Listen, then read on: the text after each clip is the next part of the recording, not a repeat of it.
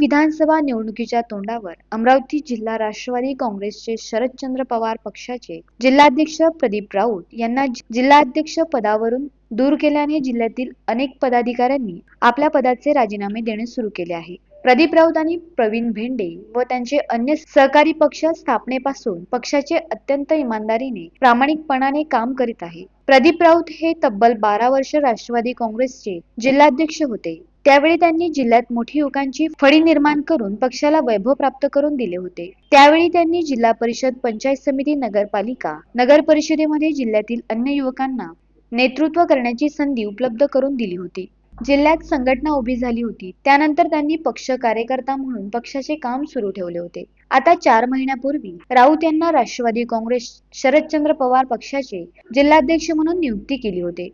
त्यांनी आता झालेल्या लोकसभा निवडणुकीमध्ये मोठ्या प्रमाणात मेहनत घेऊन सर्व नेत्यांची समन्वय ठेवून वर्धा आणि अमरावती लोकसभा मतदारसंघात यश प्राप्त करून दिले होते. उत्तम कामगिरी दिसत असल्याने जिल्ह्यातील काही नेते मंडळींनी पक्षाच्या विरोधात लोकसभा निवडणुकीत काम केले. 30 नेते मंडळी एकत्र येऊन राऊत यांच्या विरोधात जाऊन काँग्रेस कार्यालयात तक्रारी करत होते. याच नेते मंडळींनी लोकसभा निवडणुकीमध्ये महाविकास आघाडीच्या उमेदवारांचे प्रचार न करता महायुती उमेदवारांचा प्रचार केला. असे असताना सुद्धा तरीही पक्षाने प्रदीप राऊत यांना कुठेही पूर्वसूचना न देता पदांवरून दूर करण्यात आले. प्रदीप राऊत जिल्हाध्यक्ष झाल्यानंतर त्यांनी मृत अवस्थेत गेलेल्या पक्ष उभा करण्यासाठी तरुणांना संधी देऊन पक्षात नवचैतन्य निर्माण केले होते. जिल्ह्यात 14 तालुक्यांमध्ये जाऊन पक्षांच्या 3 बैठका लावून पक्षाशी अत्यंत प्रामाणिकपणाने काम करणारे युवक व तरुणांना पक्षात प्रवेश देऊन अनेक गावातील सरपंचांना सुद्धा पक्षात घेऊन संघटना मोठी करण्याकरिता प्रयत्न करीत होते. काही तालुक्यांमध्ये नेत्यांच्या मर्जीतील निष्क्रिय तालुका अध्यक्षांना नेमणुकीकरिता नकार दिल्याने त्या तालुक्यातील तरुण कार्यकर्त्यांना संधी दिली. हीच बाब या नेत्यांच्या जिव्हारी लागली.